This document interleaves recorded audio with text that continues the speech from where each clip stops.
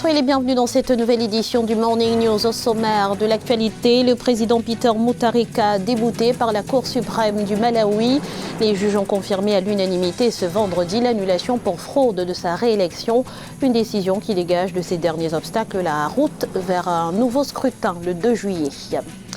Vital Kamerhe fera face à la justice congolaise ce 11 mai 2020, écroué à la prison de Makala depuis un mois. Le directeur de cabinet de la présidence doit s'expliquer dans une affaire de détournement présumé de près de 50 millions de dollars. Et puis, la lutte contre le coronavirus va pouvoir franchir un cap au Cameroun, ceci grâce à un don de kit de dépistage rapide du président Paul Biya, un don qui porte à 20 000 le stock disponible dans le pays. C'est la fin d'une saga judiciaire au Malawi. La Cour suprême d'appel de Lilongwe a confirmé ce vendredi l'annulation pour fraude caractérisée de la réélection du président Peter Mutharika.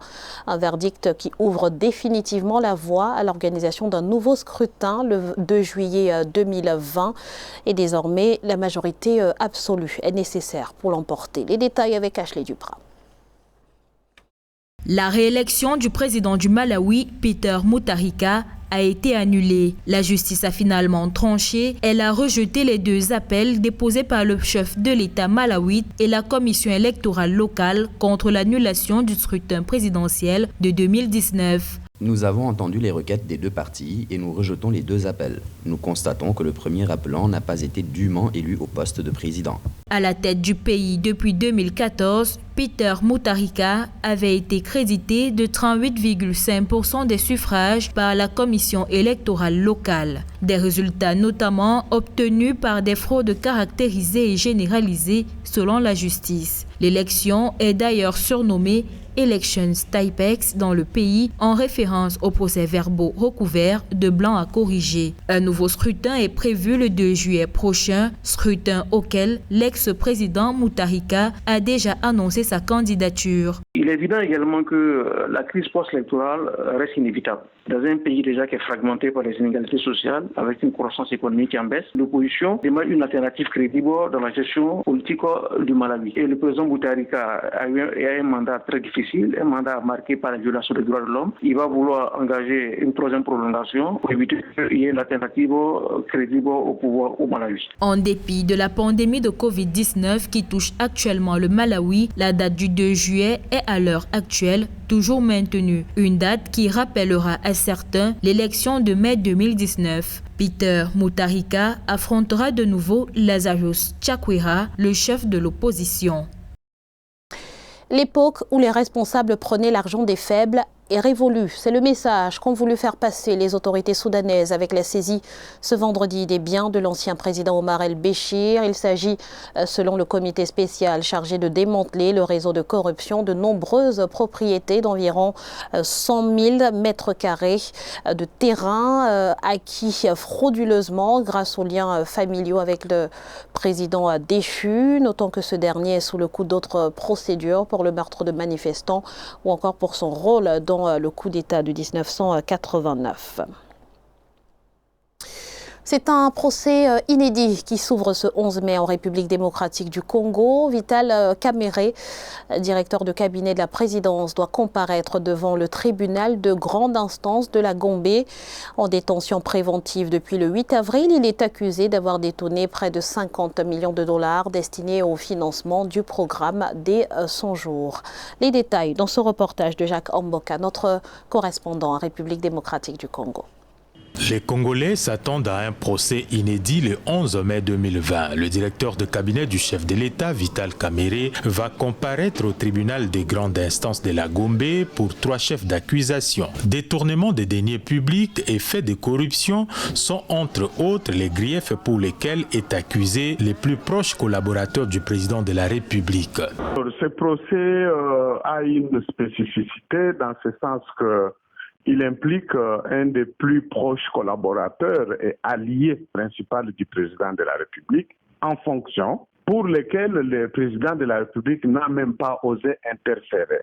Ce qui constitue déjà un signal fort lancé par le président Félix Antoine Tshisekedi à la fois aux magistrats pour leur dire que désormais vous devez vous occuper de la répression contre les actes de corruption et de détournement des deniers publics sans craindre une quelconque représaille à caractère politique. C'est donc un acteur majeur de la politique congolaise qui sera à la barre ce lundi 11 mai. Les faits pour lesquels est accusé le président de l'Union pour la nation congolaise sont punissables d'une peine allant jusqu'à 20 ans de prison.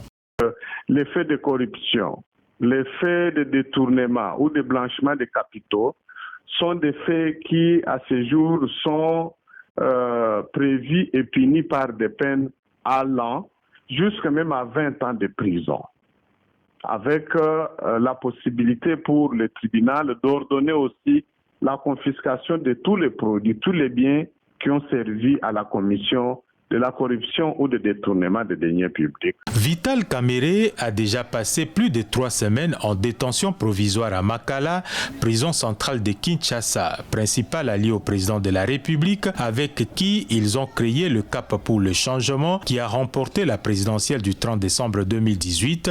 Kamerhe et ses avocats demandent la retransmission en direct du procès à la télévision nationale congolaise. Et sachez que les militants de l'Union pour la nation congolaise ont appelé à une journée ville morte ce lundi 11 mai 2020 en signe de solidarité avec leur leader, Vital Kamerhe. La rumeur courait depuis plusieurs semaines. Elle a été confirmée ce 7 mai par l'ONU. Des mercenaires russes sont bel et bien présents en Libye en soutien au maréchal Khalifa Haftar.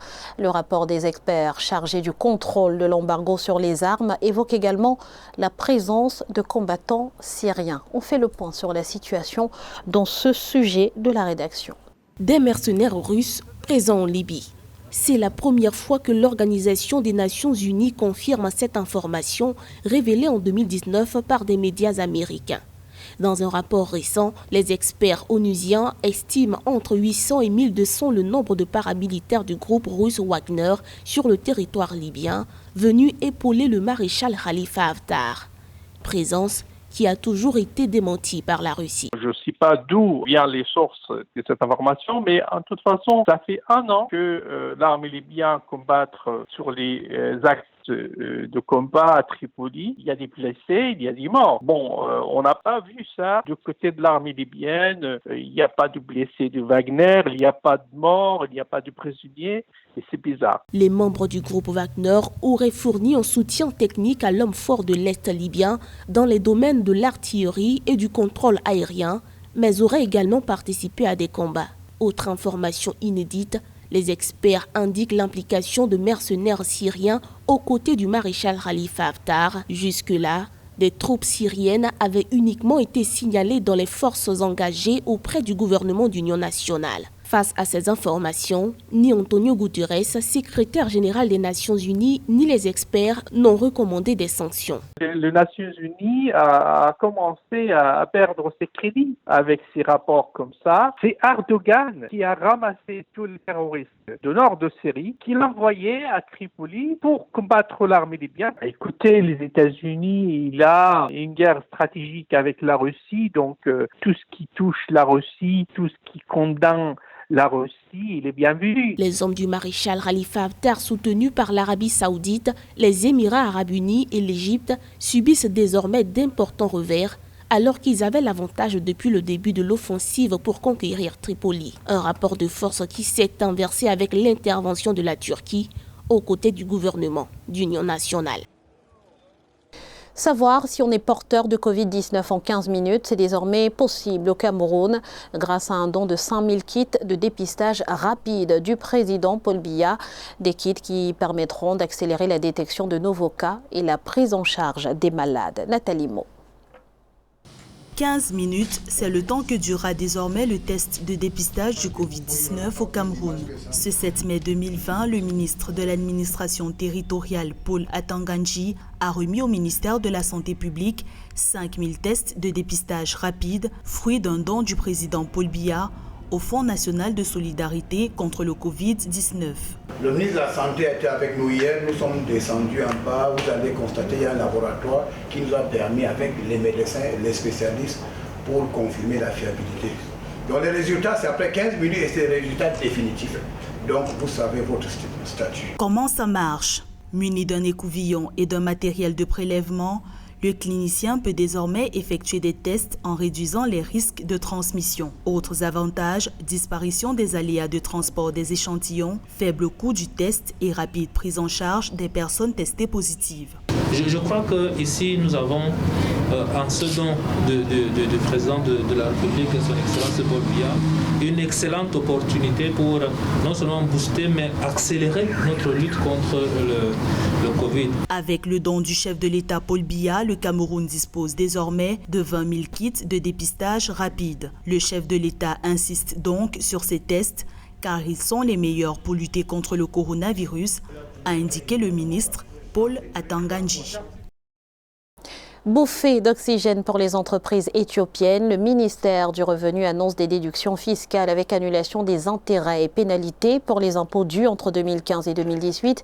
Une décision sans précédent dans l'histoire fiscale éthiopienne, mais hautement stratégique. Explication dans ce sujet de la rédaction. C'est une mesure inédite et exceptionnelle. Les impôts dus par les entreprises éthiopiennes entre 2005 et 2014 sont totalement supprimés. Ceux de 2015 à 2018 feront l'objet d'une déducation fiscale avec annulation des intérêts et pénalités. L'annonce a été faite ce 6 mai par le ministère éthiopien du Revenu. Objectif affiché, assurer une relance rapide de l'économie après la crise sanitaire. On ne peut pas juger des avantages d'une telle mesure quand on n'a pas compris profondément les mobiles ou les causes de cette défaillance des entreprises vis-à-vis de leurs obligations légales. Et puis, au cours d'une période où il n'y avait aucune raison externe de ne pas pouvoir s'acquitter de leurs obligations. Un coup de filet donc pour des dizaines de milliers d'entreprises qui bénéficieront également d'un allègement de 4 mois de l'impôt sur le revenu. Mais il faut faire vite. Pour bénéficier de ces avantages, les contribuables doivent effectuer une demande dans les 30 prochains jours. Moi, je pense que seul un audit pourrait nous permettre d'apprécier si une mesure de dispense fiscale pourrait avoir un impact positif. Mais avant ce genre d'audit, il est vraiment hasardeux de dispenser ces entreprises de payer leurs impôts ou même éventuellement de leur accorder des subventions quelconques. Et l'Éthiopie en a besoin au moment où les perspectives s'assombrissent. Le taux de croissance qui dépassait les 9% en 2019 devrait brutalement chuter à 3,2% du produit intérieur brut en 2020 sous l'effet de la pandémie de Covid-19. Ce journal a été réalisé par l'ensemble de la rédaction. Merci pour votre fidélité. Retrouvez dans un instant une nouvelle édition de l'information sur Africa 24.